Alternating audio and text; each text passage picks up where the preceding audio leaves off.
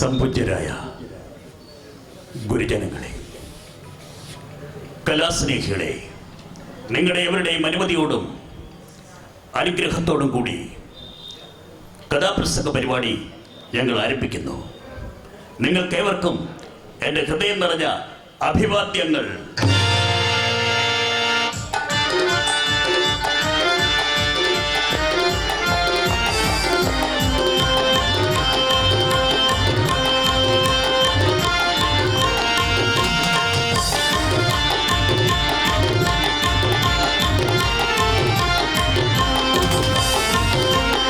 എന്നെ കൂടാതെ ഹാർമോണിയം കായംകുളം പ്രസാദ്, തബല പത്തനംതിട്ട ബിജു,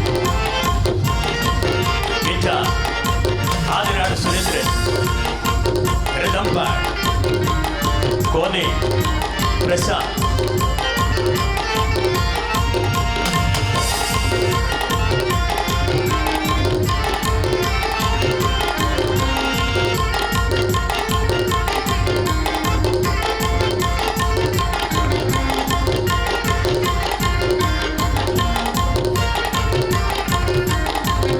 പിന്നെ നിങ്ങളുടെ സ്വന്തം ഗായകൻ കൊല്ലം കാർത്തിക്. പ്രിയമുള്ളവരെ, നിങ്ങളിന്നിവിടെ കേൾക്കാൻ പോകുന്ന കഥ യയാതി.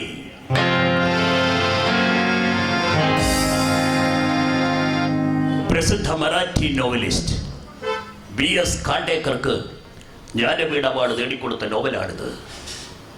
അദ്ദേഹത്തിൻ്റെ മറ്റു കൃതികളിൽ വെച്ച് വളരെയേറെ ജനശ്രദ്ധ പിടിച്ചു പറ്റിയ നോവലും ഇത് തന്നെ. ഈ കഥ 3 തലമുറയുടെ കഥയാണ്. മഹാരാജ നൗഷന്റെയും അദ്ദേഹത്തിന്റെ പുത്രൻ യയാതിയുടെയും അദ്ദേഹത്തിന്റെ പുത്രൻ പുരുവിന്റെയും കഥ. 5000 വർഷങ്ങൾക്ക് മുമ്പ് നടന്ന കഥ. പക്ഷേ ഈ കഥ കേൾക്കുമ്പോൾ നിങ്ങൾക്ക് തോന്നിപ്പോകും അത് നമ്മുടെ ചുറ്റും നടക്കുന്ന കഥയല്ലേ എന്ന്. അതാണ് ഈ കഥയുടെ സവിശേഷത. ആനുകാലിക പ്രസക്തി. കാലിക പ്രസക്തിയുള്ള കഥകളും നോവലുകളും നമ്മൾ വായിക്കുമ്പോൾ അത് താഴെ വെക്കാൻ തോന്നില്ല. താല്പര്യം വർദ്ധിച്ചുകൊണ്ടേയിരിക്കും. ഇതുപോലെ കാലിക പ്രസക്തിയുള്ള ഒരു മഹാകാവ്യം നമുക്കുണ്ട്. ഒരു ഇതിഹാസ കാവ്യം, ശ്രീ മഹാഭാഗവതം. അത് വായിക്കും തോറും കേൾക്കും തോറും വീണ്ടും വീണ്ടും കേൾക്കണമെന്ന് തോന്നും. ഓരോ വായനയിലൂടെയും നമുക്ക് പുതിയ പുതിയ അറിവ് ലഭിച്ചുകൊണ്ടിരിക്കും.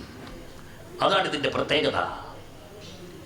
ഈ കഥ യയാതി ഇതിനകം തന്നെ ഏതാണ്ട് 200ഓളം വേദികളിൽ ഞാൻ പറഞ്ഞു കഴിഞ്ഞു. എൻ്റെ മാസ്റ്റർ പീസ് കഥയാണിത്.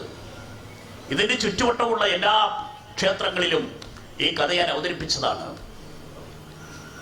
എല്ലാവരും മുക്തകണ്ഠമായി പ്രശംസിച്ച കഥയാണ്. സംഗീത നാടക അക്കാദമിയുടെ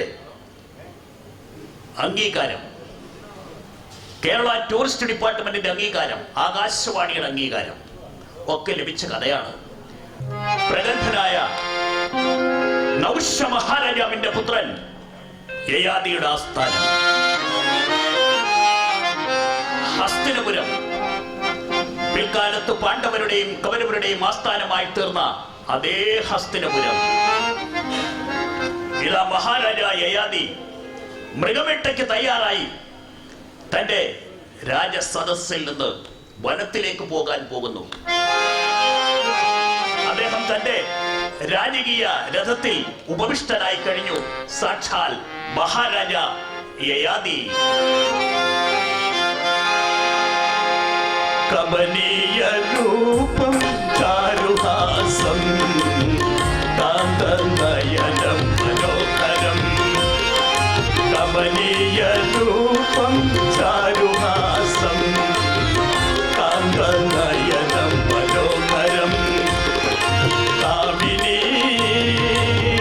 മോഹിതവാദനം കാമശോഭിതകലേവരം. കാമിനീ മോഹിതവാദനം കാമശോഭിതകലേവരം. കമനീയ രൂപം ചാരുഹാസം മനോഹരം കാന്തനയനം മനോഹരം കാന്തനയനം മനോഹരം